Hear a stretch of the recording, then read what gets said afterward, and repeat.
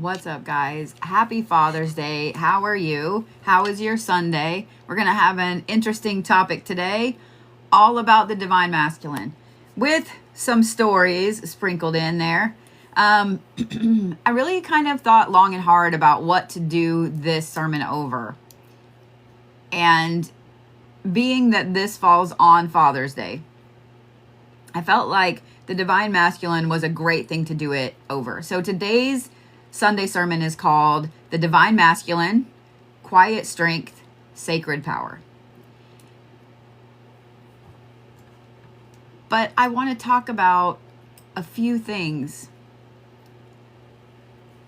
especially the fact that we get the divine masculine confused with toxic masculinity. We get the divine masculine confused with people in our life that have always been oppressive. And that's not what the divine masculine is about. The divine masculine, when people hear it as well, especially those that are not in the spiritual community, they think of it as a gender. It's like they think of the divine feminine as a gender, but that's not what it is at all. It's an aspect of the sacred energy that flows through everyone. In paganism, in spirituality, it's called the divine masculine and the divine feminine, but you might have heard it called something different. Yin and yang. That is the one that people are the most familiar with. The beautiful little black and white symbol that look like the two fish. Yin and yang. Did you know that one of those is the divine feminine and one is the divine masculine? You do know. It is equal. If they are out of balance, if one is higher than the other, then energy, life, etc. is out of balance. And in getting ready for this and writing my notes out for this, I'm not going to lie, I got a little heavy this morning thinking about this, because if you look at our world today, you see how seriously out of balance things have become. And I think it's because, in my opinion, people have forgotten about balance. People have forgotten about the yin and the yang, the good and the bad, the masculine, the feminine. So I want to talk about what the divine masculine stands for, what the divine masculine is. The divine masculine is a quiet power. The thing I love about it the most is that it's not something that tries to push its ideas onto the divine feminine. The divine masculine is protective, not possessive. The divine masculine is assertive, but not aggressive. The divine masculine is aware, but not reactive. It's present, but not a performance. So when the divine masculine gets out of balance, and I want you guys to really, really think about this, and a lot of you guys are going to see parallels in your own life right now when I talk about the unbalanced divine masculine. When the divine masculine is unbalanced, you have dominance issues, you have control issues, you have emotional repression, you have violence, you have abandonment. When the divine masculine is wounded, it tries to overpower other things to make that wound feel better. When the feminine is wounded, it can manipulate or it can collapse on itself. And I love this quote. This is just an anonymous quote, but in the dance of light and dark, we must not let one lead forever. The masculine must move and the feminine must flow, both in sacred rhythm. One thing I think that we forget when it comes to the divine masculine is that you have to have it. You have to have the divine masculine just like you have to have the divine feminine. It has absolutely nothing to do with gender. It has to do with the energy, with the yin and the yang, the black, the white, the good, the bad, light versus dark. It has to do with those things. The other thing about the divine masculine is that it has a very quiet power. It doesn't boast. It doesn't compete. It doesn't try to dominate things to prove its worth. It just is. And this is another unknown quote that I loved and I had to include in here. And I know all of you guys have heard this. When I say it, every one of you has heard this. A lion doesn't need to roar to be feared. It only needs to move.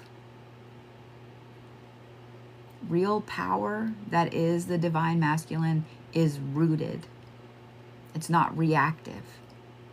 The divine masculine speaks a lot less, listens a lot more. How many of you guys had parents or grandparents or uncles or whatever that they were pretty quiet? They would talk, but they were pretty quiet. And when they were ready to say something, they calibrated what they were going to say very, very carefully before it exited their face. And they could just say a couple of words and it would crush your whole soul. Or they could say a couple of words and it would boost you in a way that you've never, ever experienced. They were never mean. They never yelled. They were never having their sugar go off in the middle of a sermon. They never, ever had any kind of outbursts. But you were more terrified to tell them that you had failed than anybody. You were terrified to know what they might think of you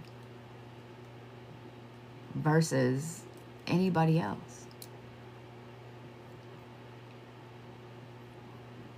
To walk in your own power, you have to have the divine masculine and the divine feminine. You have to have everything in unison. To walk in your own power is not to walk over others. It's to know who you are and not require validation from anybody.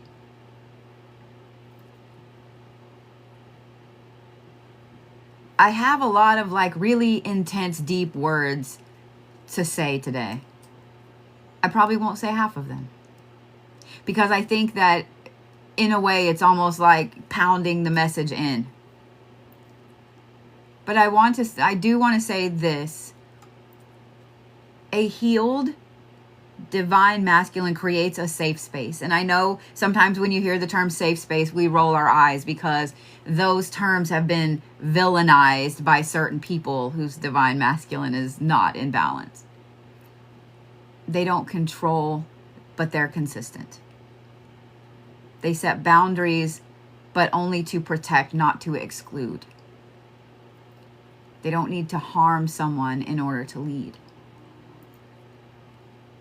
When your power begins to cause harm to someone else, it ceases to be power. It becomes projection. It becomes a projection of the weakness that you feel inside. And I know that a lot of you guys throughout your life have had somebody in it that it just seems like everything they do is control, control, control. So what happens when you have a parent that is super controlling, or a sibling or a spouse or whoever? You have somebody that's super controlling in your life. What do? You go around them. You rebel in other ways and they don't know about it. You do things in secret instead of following their orders, right? True strength is the courage to be kind in a world that has forgotten what kindness looks like. It's funny, I just now read the bottom of that quote. I asked ChatGPT to pull me some quotes on the divine masculine, and I gave it some parameters. And I'm going to read this again because who this is attributed to is really funny. True strength is the courage to be kind in a world that has forgotten what kindness looks like. There are quotes in this, unknown quotes quotes from The Art of War, quotes from very, very famous, awesome people. But this quote, my chat GPT has a sense of humor. This quote says that it's from Bodhi, maybe, with a wink face. That's power right there. I'm going to tell you guys a little tiny story because I want it perfectly demonstrates what I'm talking about. I was looking at a property last fall, and I had already been out and looked at this property twice. And so before I made an offer, I called my dad and asked my dad if he would go with me, to see what he saw that I didn't see, and so on. And I talk about my dad a lot in live streams and videos and stuff like that in classes. My dad is a really, really solid view of what the divine masculine should be when it comes to quiet power. And this was an example that will burn in my mind forever. We were walking around this property with the realtor. And the realtor was really nice, so please don't think that. We were laughing and joking and so on. Well, the realtor made a comment about how all architects were weird and they had these weird brain designs and stuff like that. Not knowing that my dad is an architect. And my dad is standing between the realtor and I as we're walking. And he made a comment, the realtor made another comment about how every architect he'd ever met was really weird. Without missing a beat, without looking up, without any movement. My dad was just walking, with his hands down by his side, and he said, "Careful." Just like that. Not loud. Careful.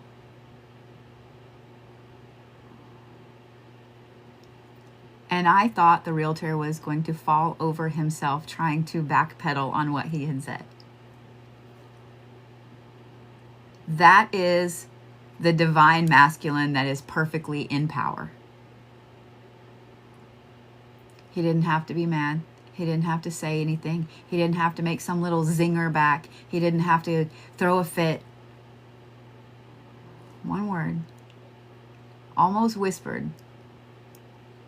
That is the divine masculine. How many guys do you know that would have been in that situation that would have freaked out, that would have started to cut down realtors or whatever, would have instantly not liked somebody because of that?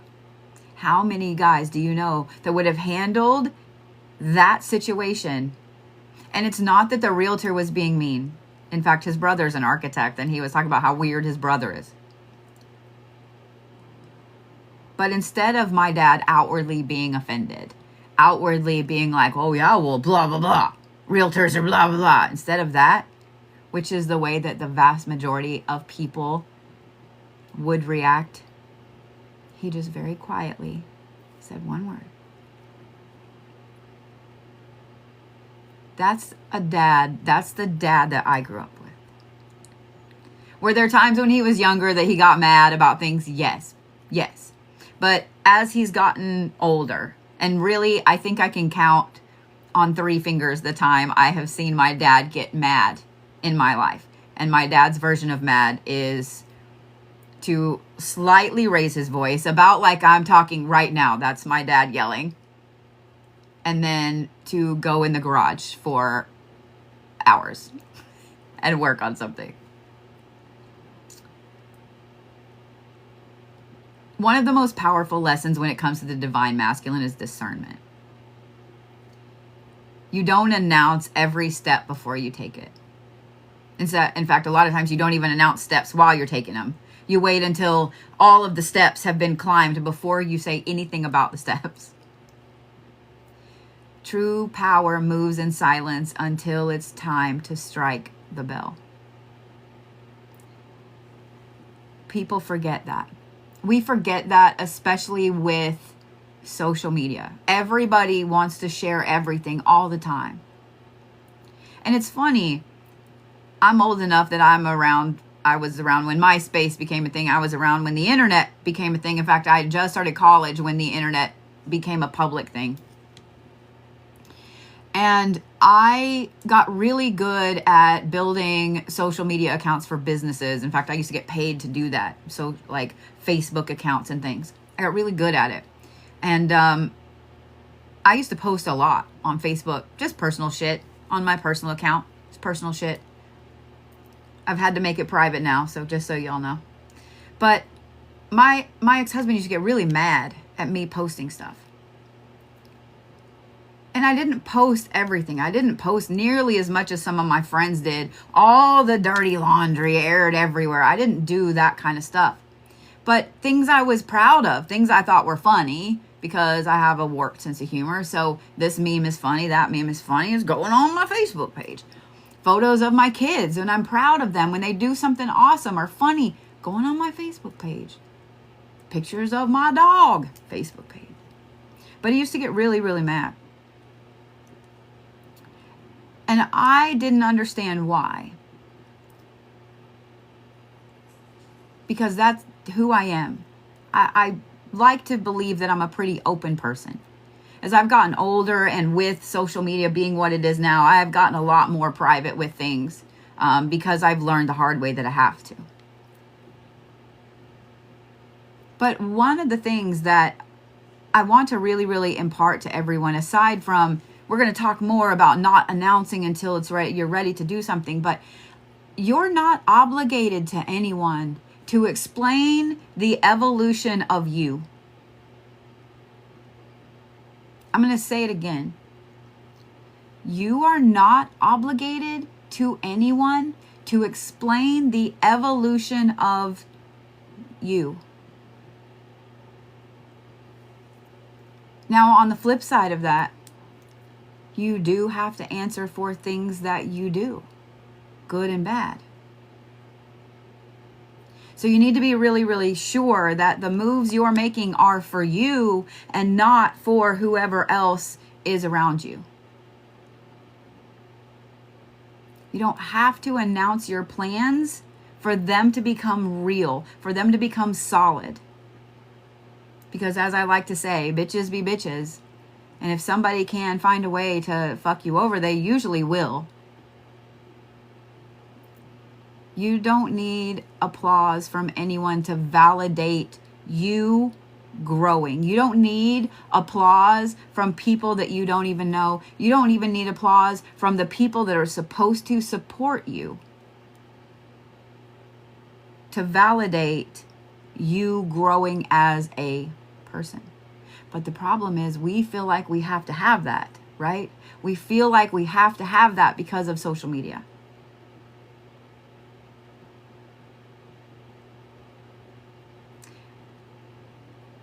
One of the lessons that I personally have learned in being on social media is to balance the divine masculine. I love to tell people things, especially if I know it's going to make them happy. I'm not a good surprise gift giver. Like, I can hold on to it. Don't think I can't. I can hold on to a Christmas present for 6 months, but it kills me every time to not be able to be like, oh my God, guess what I bought you? The same thing goes for you in your path, in your life. That is how you balance the divine masculine. Move in silence. Only speak when it's time to say, checkmate. How many times do you say something and then wish that you hadn't told somebody that? How many times do you say something and as it's coming out of your face, you go, because you can't take it back. You can't put it back in once it comes out.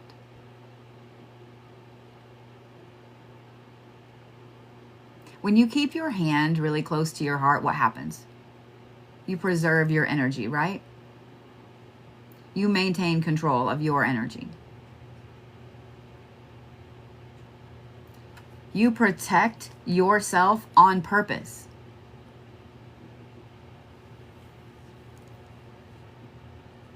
When you wear clothing, what is the clothing for? It's to protect you. When you wear boots, when you're going out in a field, why are you wearing boots, not flip-flops? To protect you. There might be snakes, right? You don't want to get bit.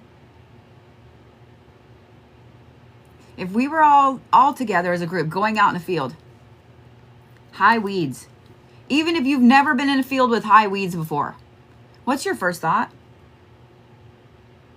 What's hiding in those weeds?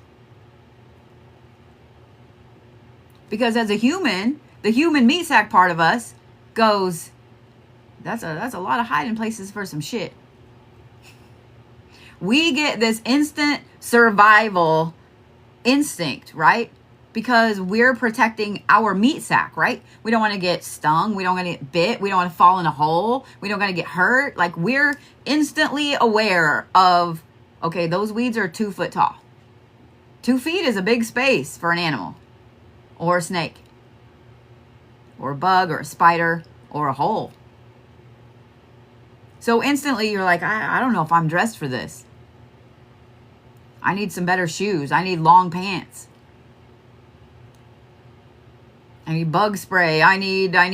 You start to think of all the things you need to protect yourself in walking through that field, right?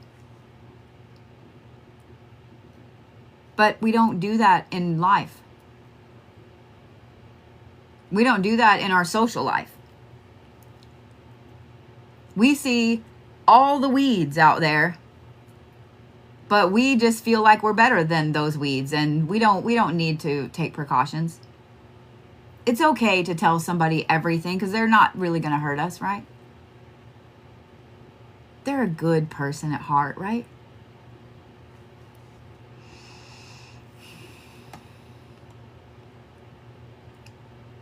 When the divine masculine is misunderstood, when it's been distorted, when it's been abused, you start to see the wounded masculine. And the wounded masculine in that scenario with the weeds and the field would look like somebody wanting to burn the entire field down before they walked through it. Instead of just taking the precautions that they need to protect themselves and protect the other people with them. They would burn the entire field down. Because if you've just burnt it, there's no place for anything to hide, right? There's no snakes. There's no bugs. There's no animals. You've obliterated all of that. It's easier to see the holes because there's nothing there. And now do you even want to walk across that field? Because it's no longer a field. There's no longer beautiful flowers to pick along the way, to sniff, to enjoy. There's no longer that gorgeous pond over there with the grass around the edges because it's all been burnt. That's exactly what we see when the divine masculine has been abused, when the divine masculine has been misunderstood and distorted. And how many times during this sermon right now have you guys been like, oh.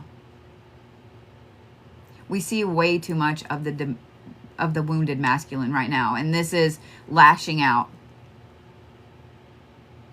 It doesn't matter what gender you are. If your divine masculine has been misunderstood, has been abused, has been controlled, has been whatever, lashing out is the first part. How many times do we get caught on social media watching somebody fall apart on video? They're lashing out, they're screaming, they're yelling. Or they're trying to control a situation. How many times do you see videos where there's somebody trying to control somebody else that somebody else isn't even doing anything at all to be controlled about? They're living their life and they're doing what they're supposed to for them and theirs. But this person over here has a very, very wounded divine masculine. And so they're going to go over and try to make that person follow what they want them to do. How many times have you seen or heard about people abandoning other people? Ghosting them? The silent treatment is another one. How many times have you gotten the silent treatment from somebody? How many times have you given somebody the silent treatment instead of setting that boundary and saying what you needed to say? I'm going to tell you a little story to alliterate that. I don't date. I just don't. I get stupid every now and then and think I want to. But I had someone I dated in 2019, and then we kind of drifted apart.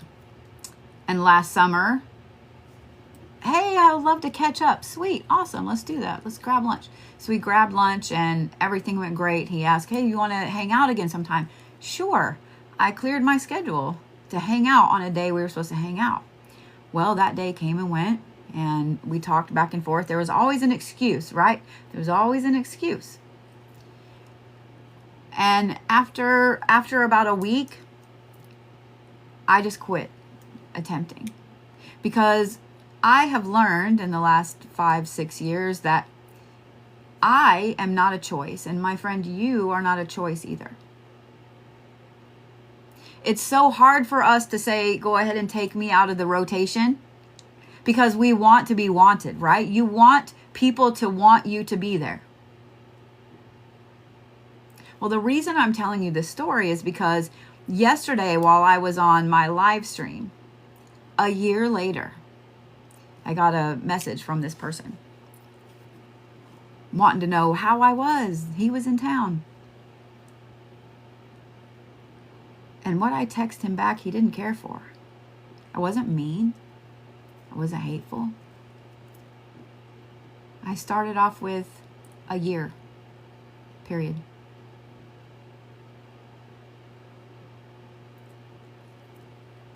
I appreciate that you reached out, but you don't need to. It's been a year since you blew me off and you ghosted me. And very kindly, I set that boundary that I wished him the best. I am no longer in the rotation. I'm going to take myself out. I wish you the best. The message I got back was very interesting, because when you set a boundary with someone that has a wounded divine masculine, what happens? What do you think happened? The first message I got back was decent, but it said, wow, harsh. I wish nothing but the best for you too. Cool. And then within 5 minutes, I got another message. It was all about trying to get sympathy about shit, which I did not reply to. A lot of times when something like that happens, we jump on the opportunity to be wanted, to have attention, instead of setting a boundary very plainly and very nicely. So we get caught back up in that same taffy puller of why we need validation, when you don't need validation from anybody to be who you are and to be on the path that you're on. A solid divine masculine walks in quiet strength. You don't need to tell that person everything that's been going on. They don't have that privilege anymore. You don't have to explain to them why you felt hurt. You don't have to tell them this or this or this or this or this.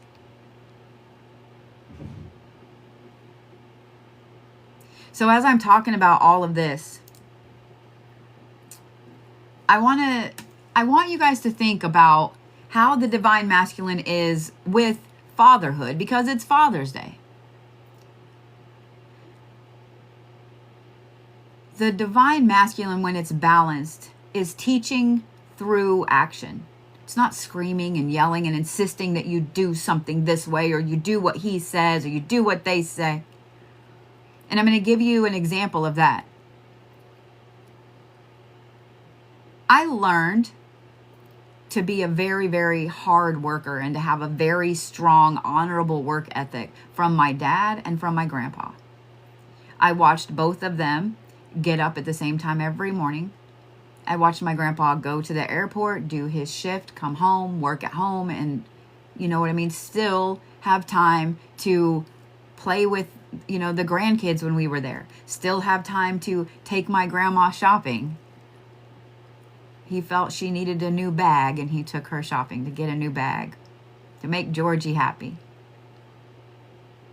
I watched my dad get up every morning and go to work. I watched him be on business trips, long business trip hours, where he would call at 10 or 11 o'clock to talk to us because he had been in a plant or a factory or whatever all day long. But when he was home, he still had time to hang out with us, to help us with science projects or whatever we needed help with, to go take us camping, to go to the museum, to do something.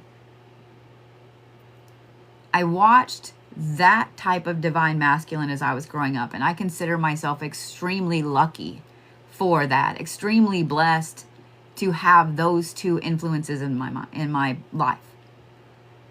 I learned my work ethic from them. Neither one of them had to sit me down and say, now look, when you start to work, you need to be on time every day that you're scheduled to work. You need to work hard. They didn't have to sit me down and tell me that. They didn't have to threaten me that they'd take away my car if I didn't go to work, because I watched them work tirelessly. And I watched the things that they were able to accomplish and the things that we were able to do as kids and grandkids, because they did what they needed to do to take care of their family. Both of them were very steady, and they had the exact same personality. The divine masculine that is balanced loves consistency. It loves consistently. There's never going to be a tit for tat with a healed divine masculine and a healed divine feminine. And I want you to really think about that. Because even though this sermon is about the divine masculine and about balance and about walking in a quiet strength, it also reflects on the divine feminine and that being healed as well. Because if one is out of balance over the other, there's going to be problems, correct? A healed divine masculine in anyone takes time if you don't have those influences in your life. You need to seek them out. You need to find them. You need to learn from them. A healed divine masculine loves consistently. There's never going to be well, I'm angry today at work, so I'm going to be angry at you. And then tomorrow I'll apologize and take you to your favorite Mexican restaurant and everything will be fine. You know exactly what I'm saying. There's never a push, pull, tit for tat aspect with a healed divine masculine. So the thing I want you to think of, because every one of you is thinking of somebody that did this to you, but what I want you to think of is that's in the past. Have you done that to someone? I want you to think about that. This sermon is not about other people. It's about you being able to recognize when your own divine masculine is out of whack. It's about you being able to set the boundaries and say, hey man, go ahead and take me out of the rotation. I'm good over here. It's about being able to walk quietly and listen to somebody berate something that you care about and simply say, careful. It's about a quiet power that you exude instead of having to yell and scream.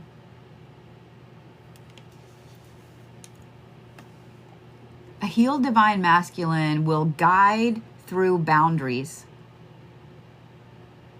It'll guide through safety. It'll guide through protection instead of, well, 'cause I said so.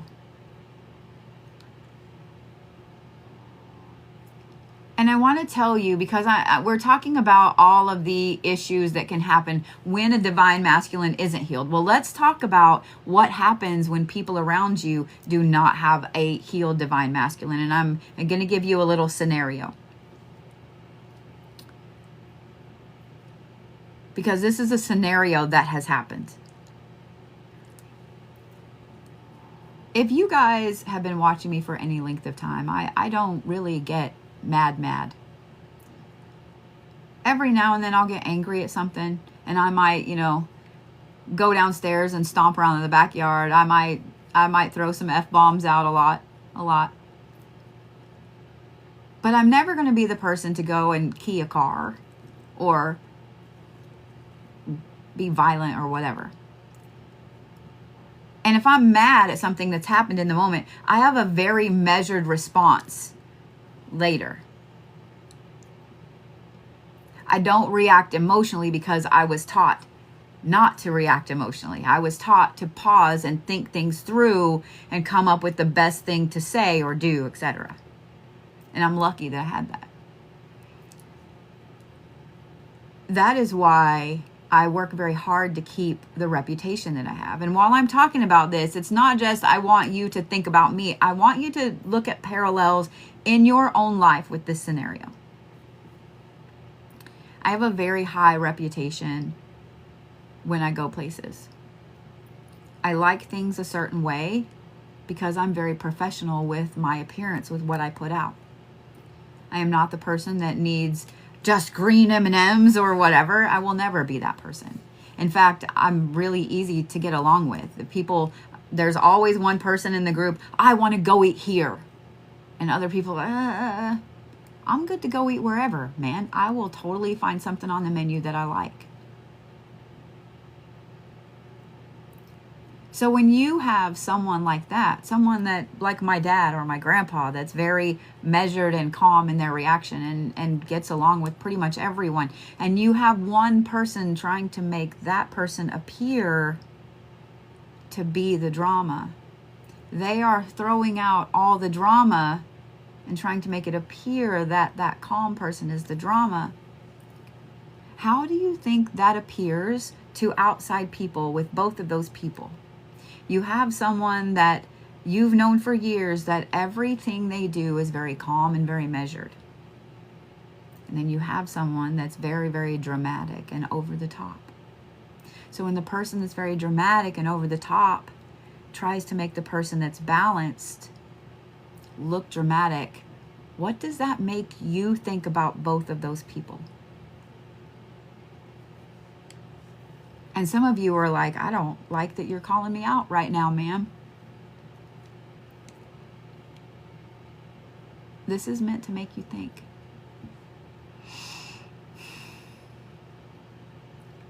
The divine masculine is represented by the sun.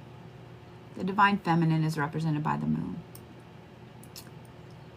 When the sun is in the sky, it's the sun. Correct? It's always there. It's always the same. It's always daytime when it's out. It's the same sun every day for billions of years. Conspiracy theories aside, it's the same sun every day. The sun is steady, it's powerful, and it's unmistakable, right? And that's how your healed divine masculine should be. Steady, powerful, unmistakable. The sun doesn't need to, if y'all are fans of Rick and Morty, the sun doesn't need to scream when it comes up and scream the entire day that it's the sun. We know it's the sun. Divine masculine is a presence, not a performance. The divine masculine doesn't have to shout. It doesn't have to harm. It doesn't have to control. It only has to stand and be steady and be true in its own power. So, as I've been talking, where have you looked at already in your life that you could embrace some quiet strength?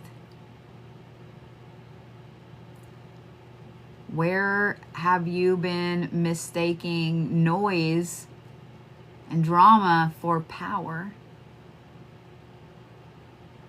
I want you to really think about that one.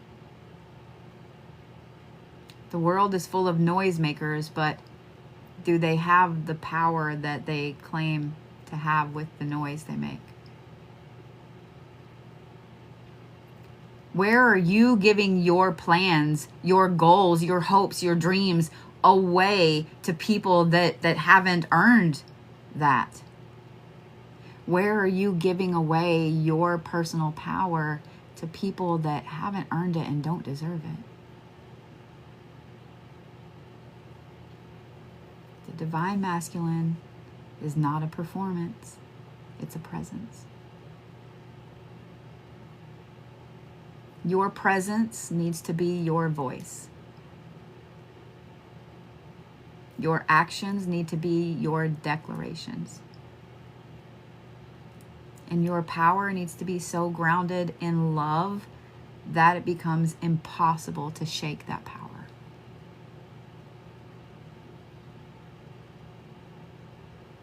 So before I exit this, I want to leave you guys with a little divine masculine Father's Day blessing. May you walk in your power with grace. May your strength be sacred. May you speak less but mean more. And may your spirit rise like the quiet sun, steady, powerful, and unmistakably divine.